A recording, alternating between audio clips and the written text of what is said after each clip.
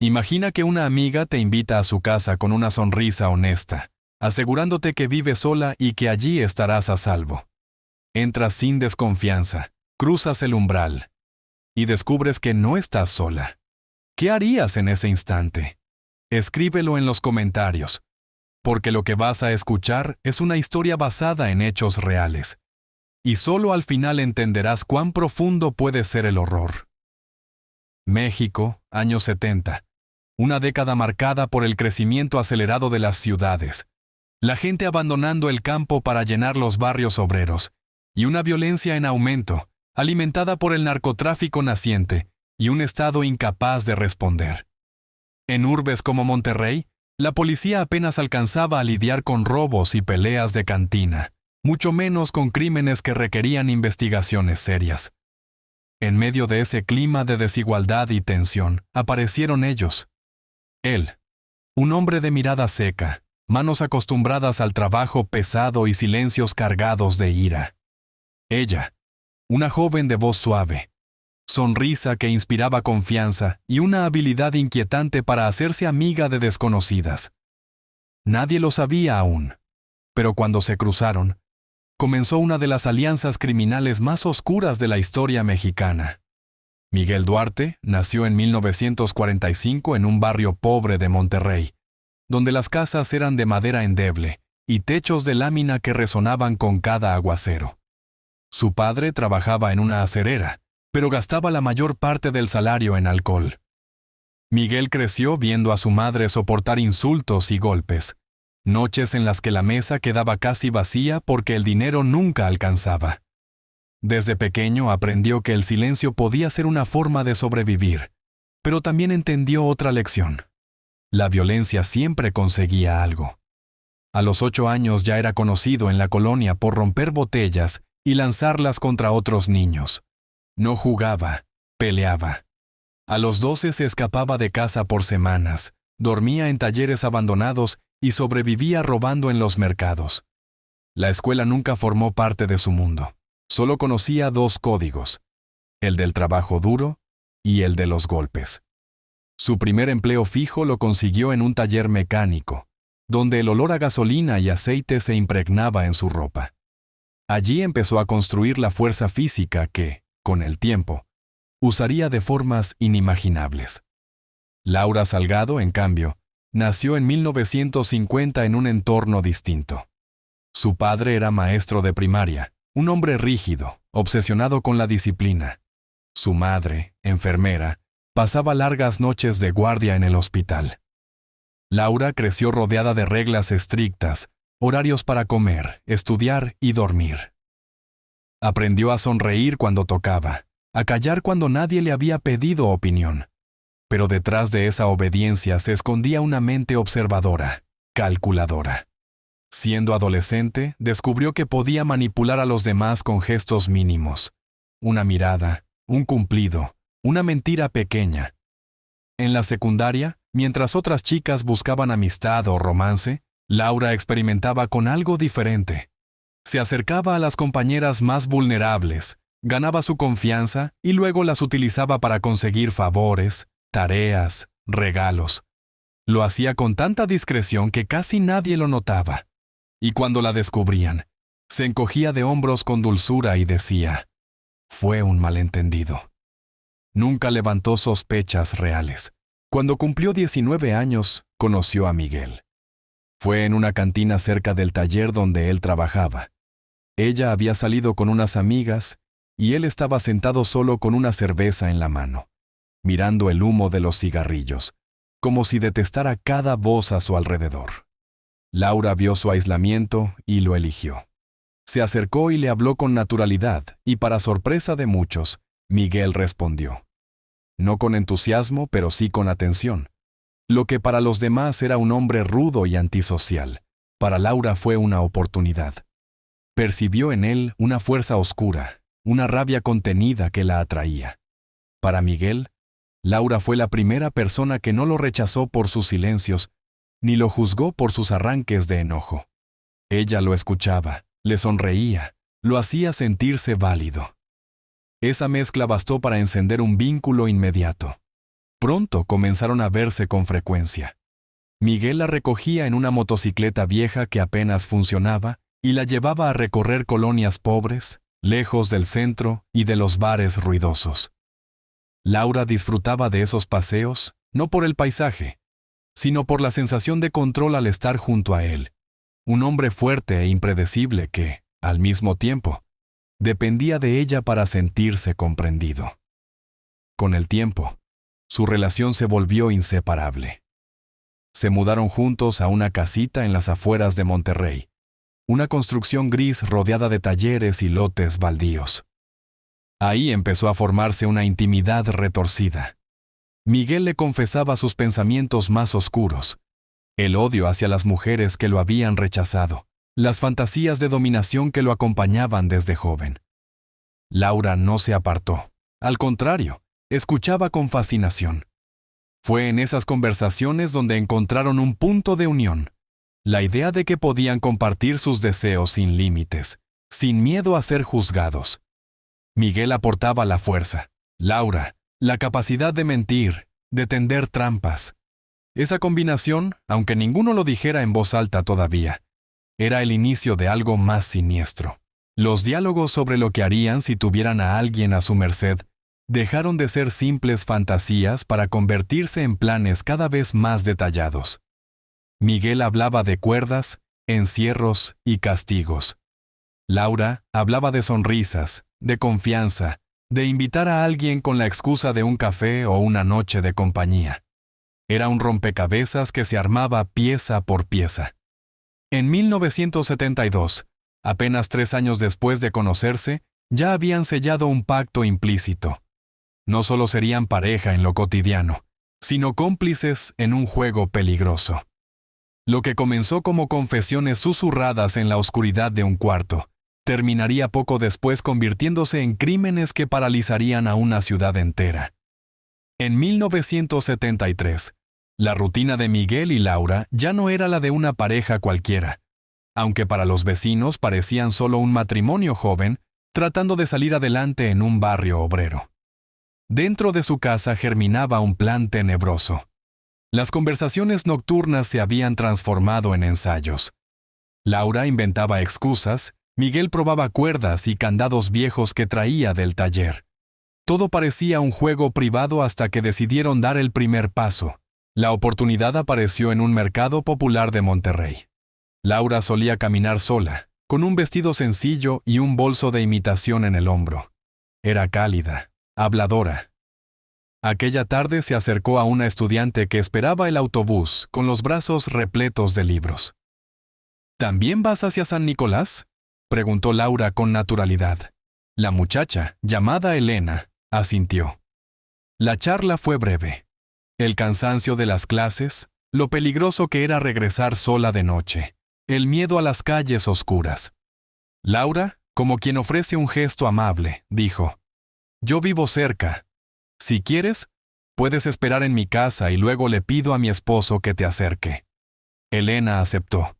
Esa confianza ingenua era justo lo que Laura buscaba. Cuando cruzaron la puerta de la casa pequeña, el ambiente cambió. Miguel estaba allí, fingiendo sorpresa. Saludó con un gesto seco. Laura preparó café mientras conversaban. Elena, algo incómoda pero sin sospechar nada grave, se sentó en la sala. Entonces la puerta se cerró con un sonido distinto. Miguel echó el seguro. Lo que siguió fue torpe, casi improvisado. Miguel se abalanzó sobre Elena con una brutalidad que rebasaba lo que habían planeado. Laura, lejos de detenerlo, lo ayudó sujetando a la joven por los brazos. Los gritos ahogados se mezclaron con el ruido de la radio que Laura había encendido minutos antes, como si desde el principio supiera lo que estaba por pasar. La lucha duró poco. Al final, Miguel apretó con tal fuerza que la vida de Elena se extinguió en cuestión de minutos. El silencio que vino después fue asfixiante.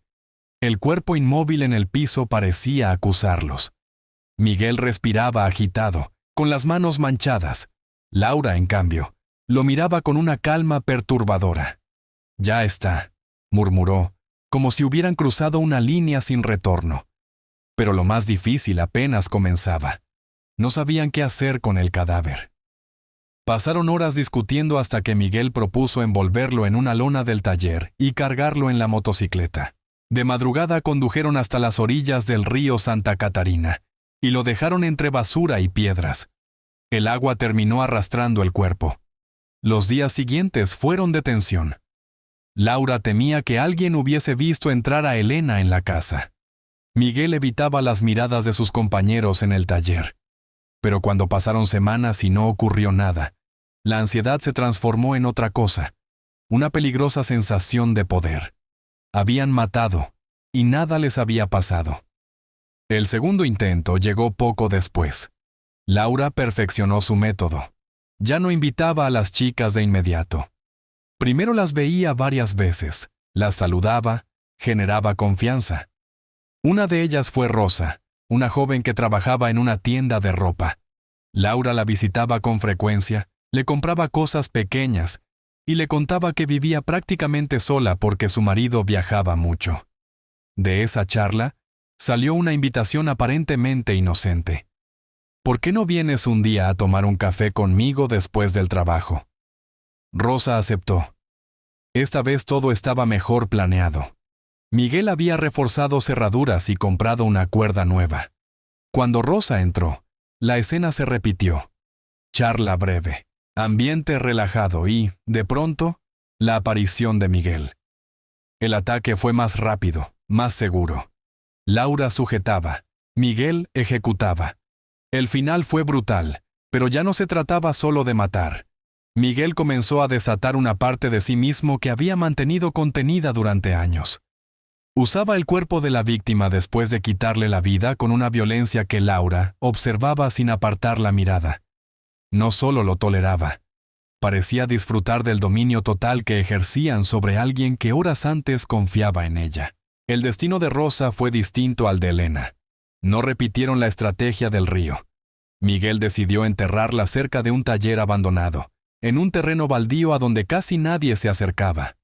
Cavaron de madrugada y cubrieron el cuerpo con cal. Laura se ocupó de recoger cualquier prenda o objeto que pudiera delatarlos. Con el tiempo, esos primeros crímenes les enseñaron dos cosas esenciales: cómo atraer sin levantar sospechas y cómo deshacerse de los restos sin dejar pistas inmediatas.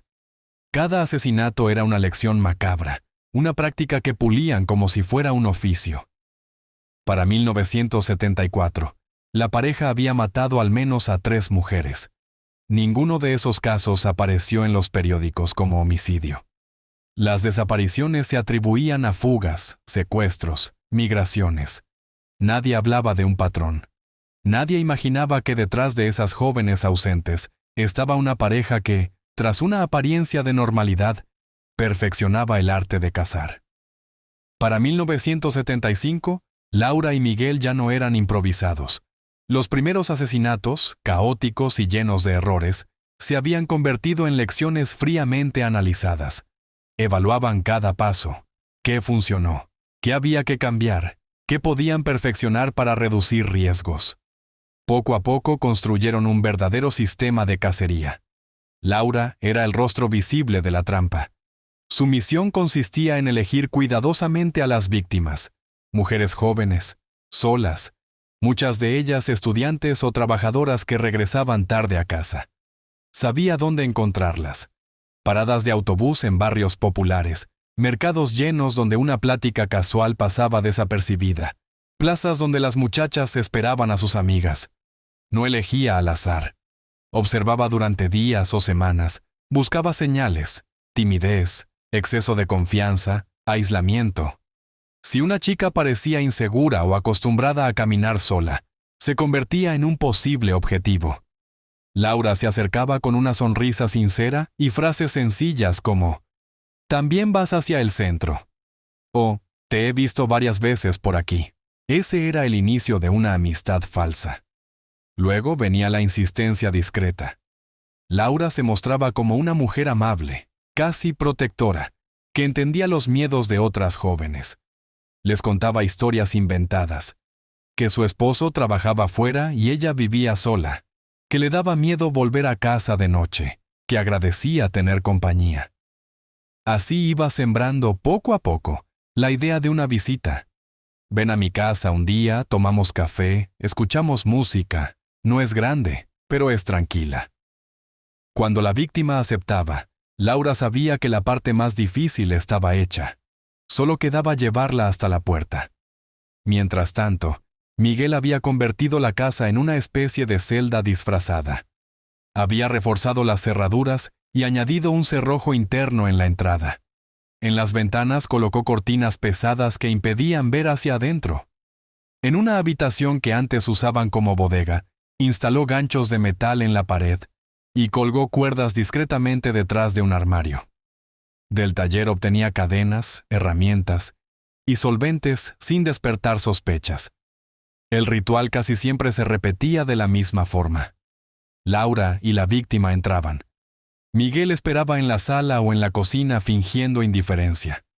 A veces ni siquiera saludaba, lo que daba la impresión de un marido malhumorado, nada más. Laura preparaba café o refrescos. Conversaban un rato. Minutos después, la puerta se cerraba con cerrojo y el verdadero propósito del lugar quedaba al descubierto. Los ataques se volvieron más rápidos y calculados. Laura sabía exactamente cómo inmovilizar brazos y piernas. Miguel ejercía su violencia con precisión creciente. La víctima quedaba atrapada en un mecanismo sin salida. Pero la perversión no terminaba con la muerte. Miguel comenzó a reafirmar su dominio sobre los cuerpos sin vida. Su brutalidad se desbordaba mientras Laura limpiaba, ordenaba y se aseguraba de que todo volviera al silencio una vez terminado el acto. También el manejo de los restos evolucionó. Ya no confiaban solo en el río. Miguel localizó varios terrenos baldíos cerca de la carretera a Saltillo, donde podía llegar de noche sin ser visto. Laura lo acompañaba alumbrando con una lámpara de mano mientras él cavaba. Los cuerpos eran enterrados envueltos en lonas y cubiertos con cal para acelerar la descomposición.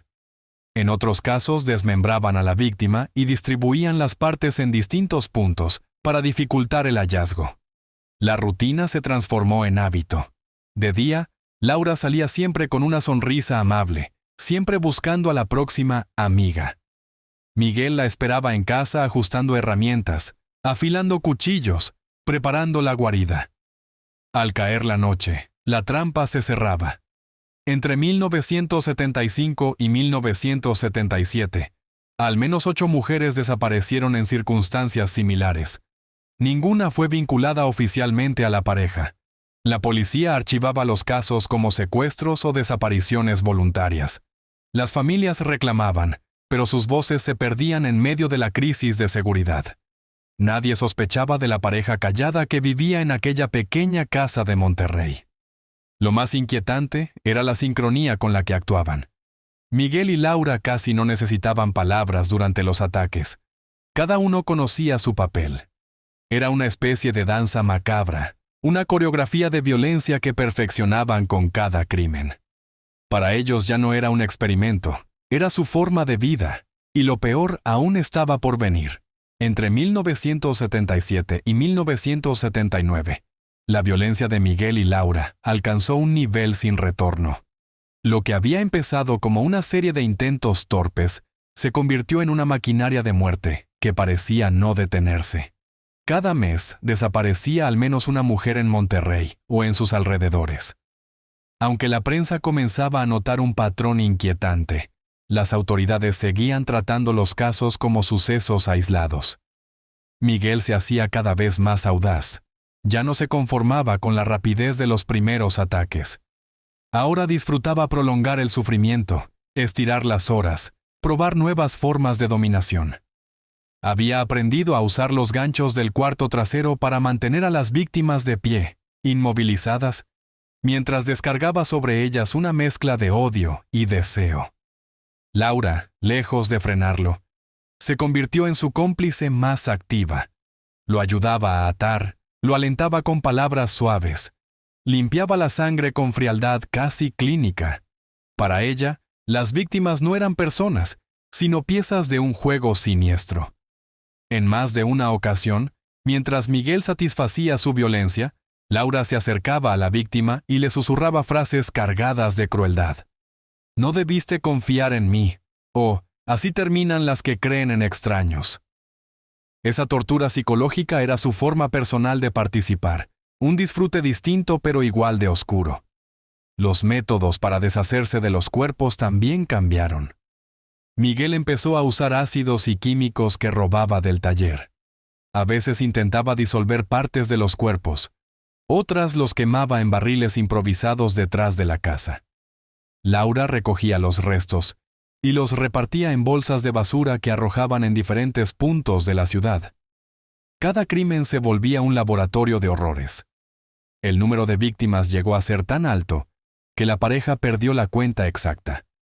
Investigadores posteriores estimarían que, entre 1977 y 1979, al menos 15 mujeres fueron asesinadas bajo el mismo patrón.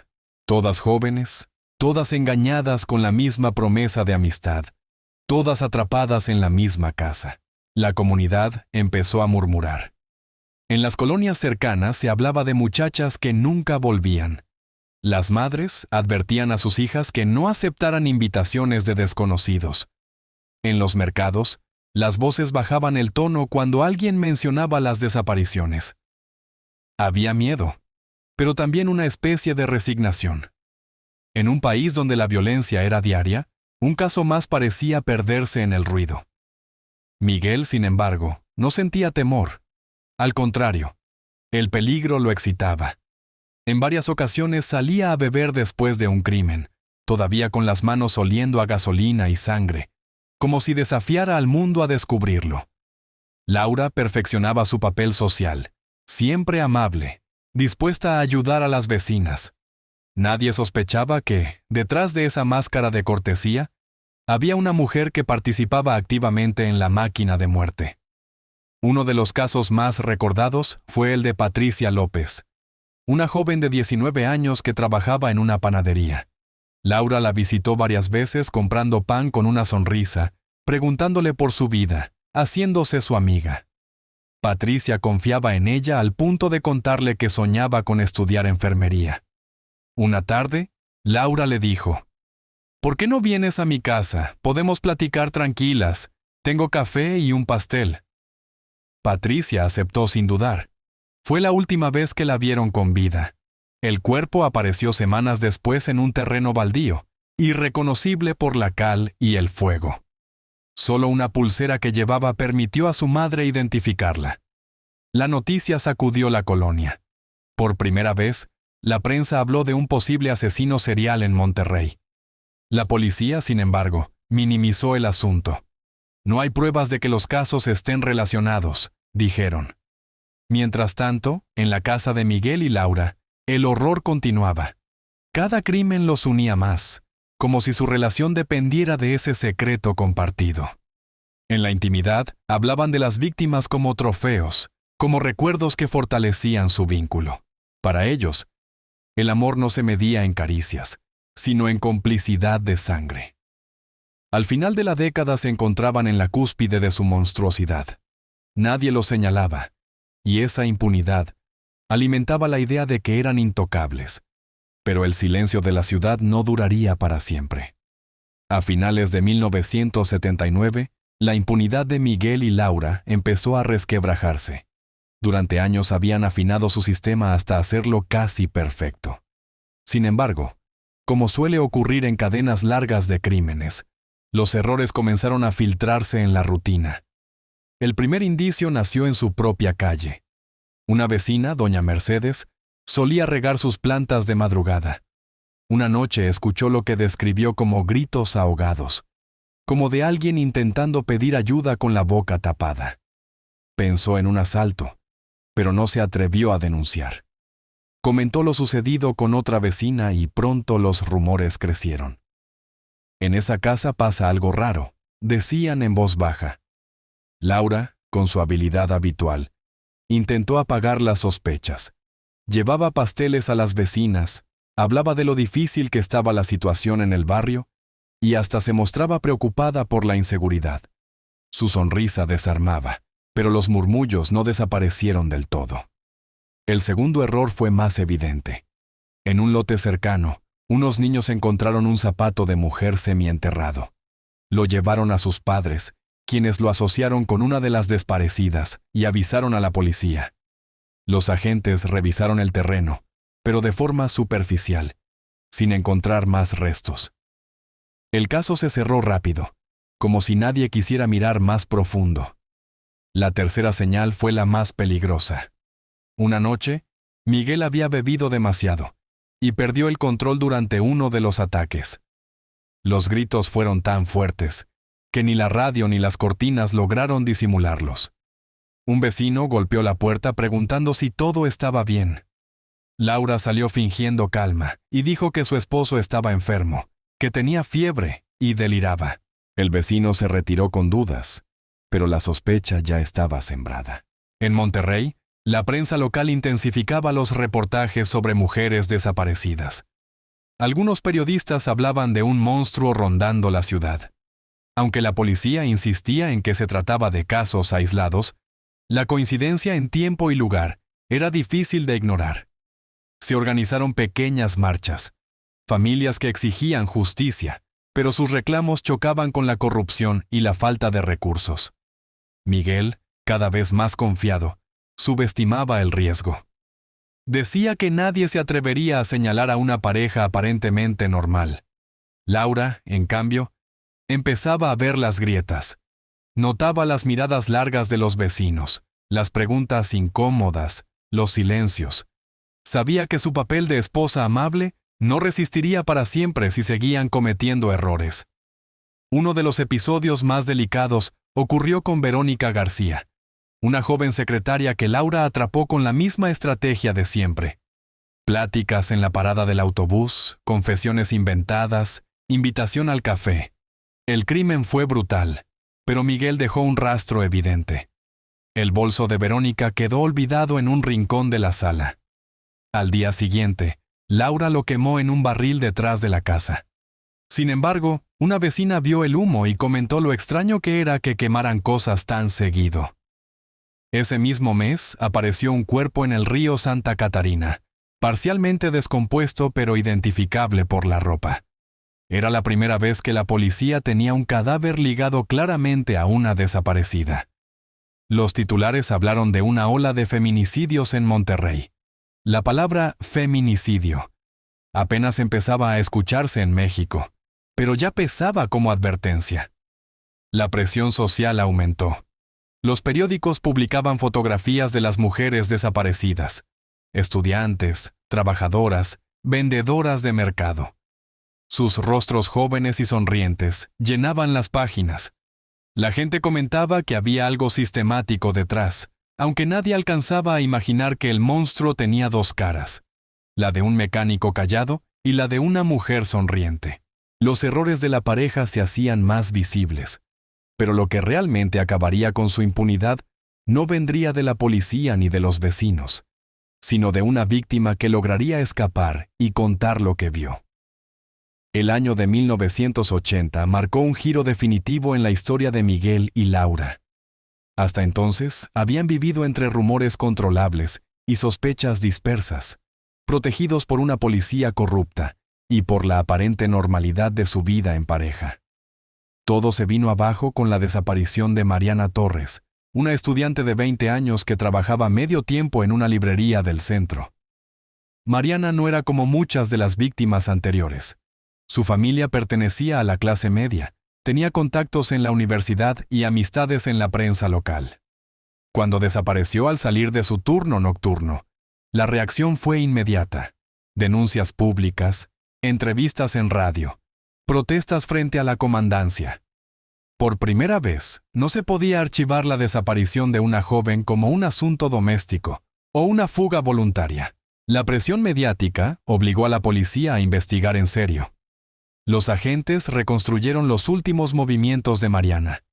Varias personas dijeron haberla visto hablando con una mujer en la parada del autobús, una mujer de cabello oscuro y sonrisa amable. La descripción encajaba con Laura Salgado. Los investigadores fueron hasta la casa de la pareja y llamaron a la puerta. Laura los recibió, sorprendida y preocupada. Con su voz cálida explicó que apenas conocía a Mariana de vista, que la había visto un par de veces en la librería, pero que jamás había pasado de un simple saludo. Los policías observaron la casa por fuera. Todo se veía ordenado y limpio, sin rastros visibles de violencia. Miguel, sentado en la sala con un periódico, apenas levantó la mirada y respondió con monosílabos, interpretando el papel de un hombre cansado y distante. La entrevista no dio pruebas sólidas, pero en los informes internos quedó un apunte. Posible vínculo de la sospechosa Laura Salgado con la joven desaparecida Mariana Torres. Era la primera vez que el nombre de Laura entraba en un expediente. Los periodistas siguieron escarbando. Una reportera del diario El Norte, Patricia Delgado, publicó una nota titulada Las mujeres desaparecidas de Monterrey, donde reunía más de 10 casos con características similares, jóvenes solas, vistas por última vez en compañía de una mujer. El texto causó impacto. La opinión pública empezó a hablar de una cazadora en la ciudad. Laura leyó la nota con frialdad. Incluso sonrió. Para ella era casi un reconocimiento a su astucia. Miguel reaccionó de otro modo. La noticia lo enfureció. «Están hablando de ti, no de mí», le gritó golpeando la mesa. Esa diferencia en la forma en que la prensa los percibía comenzó a generar tensiones. Miguel sentía que lo borraban, que lo reducían a un simple ejecutor. Laura, en cambio, disfrutaba la idea de ser la cabeza pensante. Las discusiones se hicieron frecuentes. Miguel quería actuar de forma más directa, menos cuidadosa, secuestrar mujeres al azar para demostrar fuerza bruta. Laura insistía en mantener el método, en proteger las apariencias. Esa diferencia de criterios provocó nuevos errores. Una vez, Miguel intentó raptar a una joven sin seguir el proceso de seducción habitual. La siguió hasta una calle poco iluminada, pero ella logró escapar y gritó tan fuerte que varios vecinos salieron. Miguel volvió furioso, con los nudillos ensangrentados de golpear una pared. Laura lo reprendió, recordándole que la impaciencia podía destruirlos. La policía, aunque sin pruebas contundentes, comenzó a vigilar a Laura. 2 agentes la siguieron en sus visitas al mercado y a la librería. La veían charlar con mujeres jóvenes, siempre con esa facilidad para inspirar confianza, pero sin un testimonio directo ni evidencia física, no podían detenerla. El ambiente en Monterrey se volvió asfixiante. Las mujeres tenían miedo de salir solas. Los padres acompañaban a sus hijas a todas partes. Los periódicos hablaban de un monstruo de 2 rostros. La mujer amable que tendía la trampa y la sombra masculina que esperaba detrás de la puerta. Nadie imaginaba que la verdad estaba a punto de estallar, gracias a la valentía de una víctima que lograría huir del infierno. Era una noche húmeda de julio de 1980, cuando Laura conoció a Ana Sofía Herrera, una joven de 18 años que estudiaba contabilidad y trabajaba como cajera en un supermercado. Llevaba el uniforme, el cabello recogido y la mirada agotada después de un turno largo. Laura se le acercó en la parada de autobús con su sonrisa habitual. «Se ve muy cansada, mija. ¿Por qué no descansa un rato en mi casa? Vivo cerca. No es bueno estar aquí sola tan tarde». Ana dudó, pero la amabilidad de Laura la convenció. Pensó que no había nada de malo en aceptar un vaso de agua y unos minutos de descanso. Fue el error que casi le costó la vida. Al entrar a la casa, Miguel ya estaba en la sala, con los brazos cruzados. Ana lo saludó con timidez. Él no respondió. Laura intentó mantener una atmósfera normal. Sirvió agua fresca, puso música baja. Pero la tensión era palpable. Pocos minutos después, Miguel cerró la puerta con el cerrojo. Ana lo notó y un escalofrío le recorrió el cuerpo. El ataque fue inmediato. Miguel la sujetó por detrás, cubriéndole la boca, mientras Laura le tomaba los brazos para inmovilizarla. Ana luchó con todo lo que pudo, pateando y tratando de gritar. Fue arrastrada al cuarto trasero, donde alcanzó a ver cuerdas y ganchos en la pared. El pánico la invadió. Entendió que eso no era un simple robo ni una agresión pasajera. Era algo mucho peor. Miguel empezó a atarla con brutalidad, pero en su furia cometió un error. No aseguró bien uno de los nudos en la muñeca izquierda. Ana lo sintió y lo memorizó. Mientras tanto, Laura la atormentaba con frases que eran cuchillos. «Tranquila, no te va a doler tanto si no te resistes». Las horas siguientes fueron una pesadilla. Miguel descargó su violencia sobre ella mientras Laura observaba. Ana pensó que iba a morir como las demás que jamás regresaron, pero su instinto de supervivencia fue más fuerte.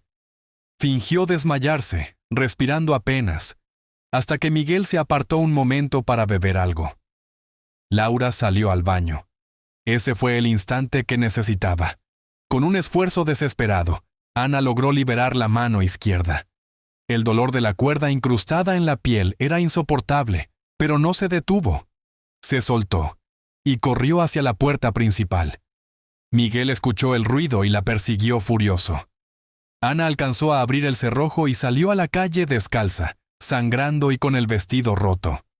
Los vecinos se sobresaltaron al verla.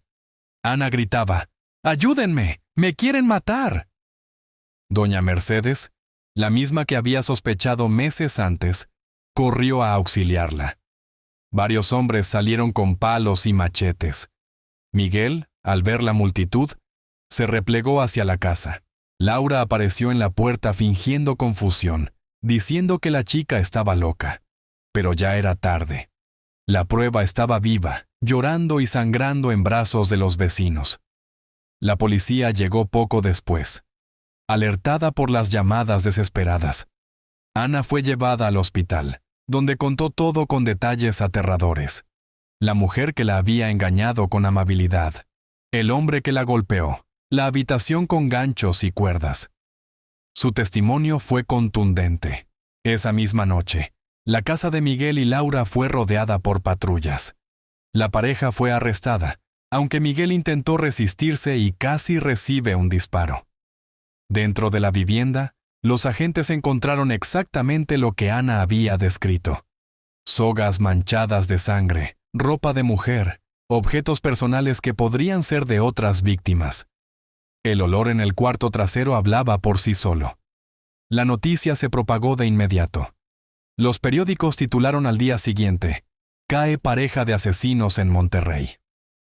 La ciudad despertó con horror al descubrir que el monstruo no era un hombre solitario, sino un matrimonio que cazaba en conjunto. Ana Sofía se convirtió en la clave del caso. Su escape no solo le salvó la vida, sino que puso fin a casi una década de asesinatos. Lo que había sido un juego macabro para Miguel y Laura estaba a punto de enfrentarse a la mirada de la justicia. El 15 de julio de 1980, Monterrey amaneció con titulares que parecían de pesadilla. Pareja detenida por secuestros y asesinatos de mujeres. Las fotografías de Miguel Duarte y Laura Salgado aparecían en todos los diarios. Él, con la mirada endurecida y los labios apretados, rebosando rabia. Ella, con el rostro casi inexpresivo, como si no comprendiera la magnitud de lo que sucedía. Tras su captura, fueron llevados a la comandancia. Desde el principio, sus reacciones mostraron la diferencia entre ambos. Miguel permanecía callado, mirando con desprecio a los agentes. No pedía abogado, no respondía. Mascullaba insultos cada vez que lo presionaban. Se comportaba como alguien que, aún engrilletado, se sentía superior. Laura, por el contrario, adoptó otro papel. Lloraba, pedía explicaciones, aseguraba que todo era un error, que Ana Sofía estaba confundida. Insistía en que solo quiso ayudarla, que el verdadero culpable era Miguel, y que él la había obligado.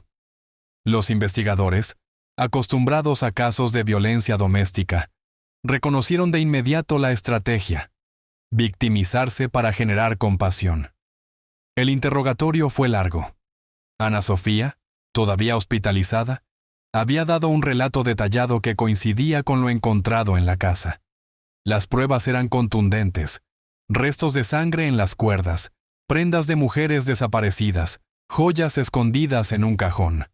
Pero el hallazgo más impactante fue un cuaderno en el cuarto trasero. Era de Laura.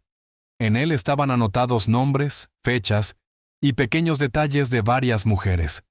Elena, Mercado, tímida, confiada. Rosa, trabaja en tienda, fácil de invitar. No era un simple diario, sino un registro minucioso de su cacería. Cuando los investigadores confrontaron a Laura con el cuaderno, su máscara empezó a quebrarse. Primero lo negó. Luego dijo que eran anotaciones sin importancia. Por último, desesperada, culpó a Miguel. Él me lo pidió. Yo solo escribía lo que él decía. Miguel estalló, golpeó la mesa y gritó que Laura era tan culpable como él. En ese instante, los agentes entendieron que la supuesta unidad entre ellos se había roto. Ya no eran socios inquebrantables, sino dos criminales dispuestos a traicionarse para salvarse. En los días siguientes, se sucedieron confesiones y contradicciones. Miguel admitió algunos asesinatos, pero minimizó el papel de Laura. Decía que ella solo miraba, que no tenía el valor de ensuciarse las manos. Laura, en cambio, dio detalles que solo una participante directa podía saber. Cómo escogían a las víctimas, cómo preparaba el café para relajarlas, cómo Miguel usaba las cuerdas mientras ella sujetaba los brazos. El fiscal del caso describiría más tarde el ambiente en la sala de interrogatorios como sofocante, cargado de una maldad difícil de comprender. Algunos agentes jóvenes tuvieron que salir varias veces, incapaces de soportar la frialdad con la que Laura relataba ciertos episodios. No mostraba arrepentimiento, hablaba como si describiera tareas domésticas. Las pruebas se acumularon. Decenas de objetos personales de mujeres desaparecidas aparecieron en la casa. Collares, pulseras, libretas, zapatos. En los terrenos baldíos señalados por Miguel, se encontraron restos humanos que coincidían con denuncias de desaparición. La magnitud del caso superó todo lo conocido en Monterrey. En los pasillos de la comandancia los periodistas esperaban noticias. Algunos bautizaron a la pareja como el matrimonio del horror. Otros, los cazadores de Monterrey. La sociedad estaba conmocionada. ¿Cómo era posible que dos personas, viviendo entre sus vecinos durante casi 10 años, hubieran cometido tantos crímenes sin ser descubiertas? El proceso judicial avanzaba rápido. Se exigía justicia. Miguel y Laura fueron acusados formalmente de múltiples homicidios, secuestros y delitos graves. El juicio sería extenso, pero la condena parecía cuestión de tiempo. Un investigador escribió en su informe: "Nunca había visto nada igual. No eran monstruos aislados. Eran dos personas que se potenciaban mutuamente en la oscuridad. Él era la fuerza bruta, ella, la máscara de confianza. Juntos parecían invencibles, hasta que una víctima se atrevió a escapar".